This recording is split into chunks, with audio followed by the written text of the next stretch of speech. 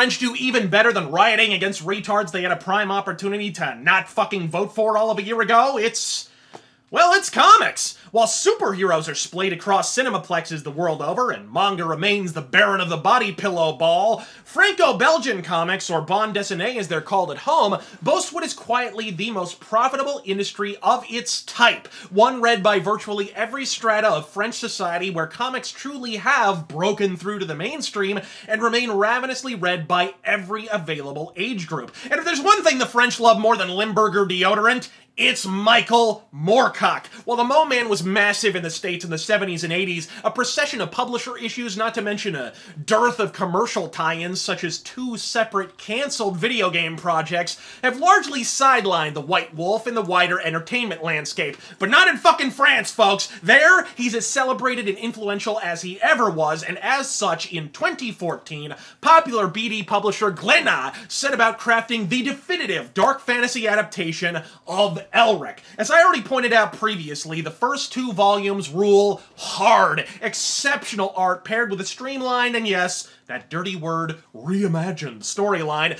congeal for a striking cinematic approach that you could easily see being made into a movie. Best of all, the myriad narrative changes were outright fucking endorsed by none other than Elric's creator, Michael Moorcock, who went on to describe them as, quote, improvements. To cut a long yarn short, they've cut a long yarn short! It's a classic fantasy revenge tale, the same one presented in the first 3 Elric novels, with all the clunky bits carved the fuck off. If you saw my Enter Elric video, you know, I unreservedly recommend Volume 1, The Ruby Throne, and Volume 2, Stormbringer. They're in print and dirt-ass cheap on Amazon, but then, after Stormbringer dropped in 2015, the creative team fell suspiciously silent, and while I express concern the 3rd volume may in fact never arrive, a quick combing of the Wiki Google-verse revealed the reason why. Julien Blondel worked on various projects, while co-writer and artist Jean-Luc went on to become a video game designer.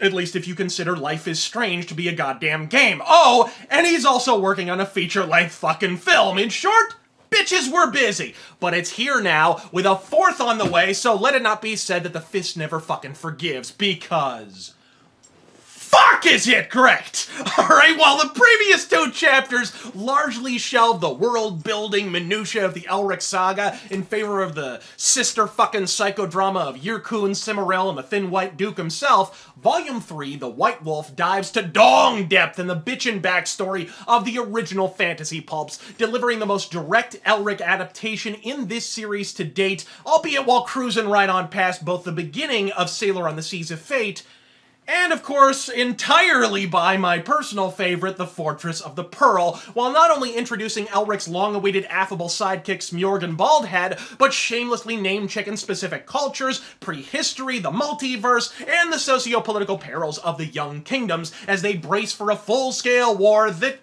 won't quite arrive in the so-called final story in this sequence. As I also established in the Enter Elric video, contrary to what some wanksters online purport, as for example to absolve a certain fantasy RPG series from intellectual property theft claims, for the vast majority of the Elric saga, the Dragon Emperor is not in fact an emperor. He is a wayfaring mercenary, adventurer, and sellsword whose savagery and pale countenance earns him the nefarious appellation The White Wolf. And at least in a comic context, that's precisely what this volume concerns. The tail end of the period in which Elric becomes a roving mercenary, hence the lupine nomenclature. If you want to watch The White Wolf while wandering the plains in search of wealth, nevertheless thrust into some sorceress bullshit he wants not a damn thing to do with so he can begrudgingly shank some shitbags, aka the character he is in the vast majority of the Elric books, this is the comic for you. On the artistic front, the comic book is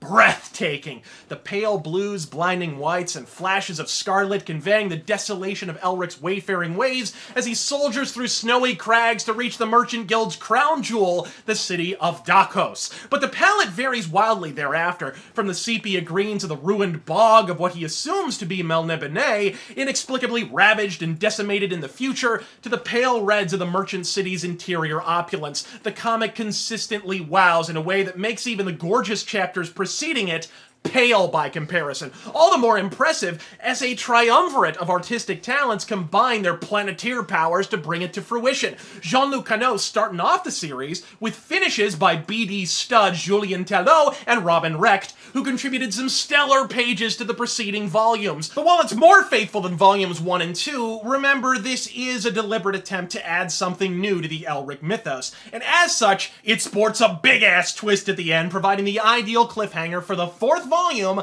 which is thankfully already in progress. Word of warning, while French comics all but established the archetype for what we today regard as the graphic novel, it should be noted that bande dessinées are, as a rule, shorter by a shitload than the average American graphic novel, or even the average manga. In concrete terms, this is effectively 2 issues of a longish American comic book smashed the fuck together. Fortunately, the price point reflects that, as Elric the White Wolf, in special edition hardcover no less, will run your ass no more than $13 brand ass new. In short, shut the fuck up and buy it, as not only is a 4th volume well on the way in 2019, writer Julien Blondel has since stated this will only be the 1st season of the Elric BD, with a 2nd season already slated, presumably for 2020. Better still, in an age of gender-swapped paused-ass idiocy and representational quotas, Elric is still steeped in the same blood-soaked savagery it always was. Elric Volume 3, The White Wolf, the cure for the common comic.